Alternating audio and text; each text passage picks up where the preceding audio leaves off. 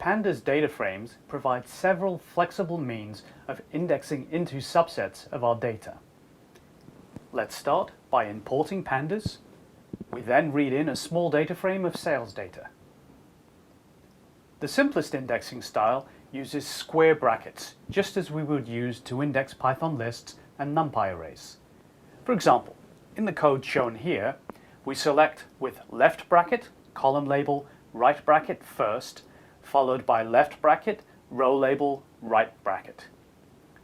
Thus, here we select salt, sold in January. Columns may also be referred to as attributes of the data frame if their labels are valid Python identifiers. Here, we select eggs sold in March with df.eggs, left bracket, March, right bracket.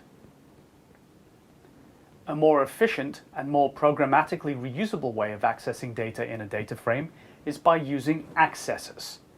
These include .loc and .iloc.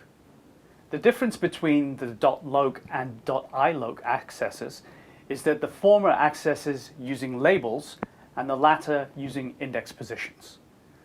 Both accessors use left bracket, row specifier, comma, column specifier, right bracket, and syntax. For instance, here we select spam sold in May using df.loc. On the other hand, here we select the same entry using .iloc 4,2. Remember, list and array type structures in Python use zero-based indexing. When using bracket indexing without the .loc or the .iloc accessors, the result returned can be an individual value, a pandas series, or a pandas data frame.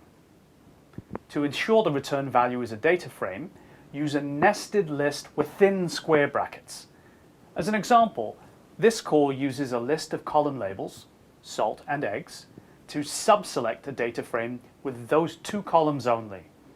Notice we swapped the order of these two columns relative to the ordering in the original data frame in the selection. Use the exercises to get some practice now in basic indexing with .loc, .iloc, and with brackets.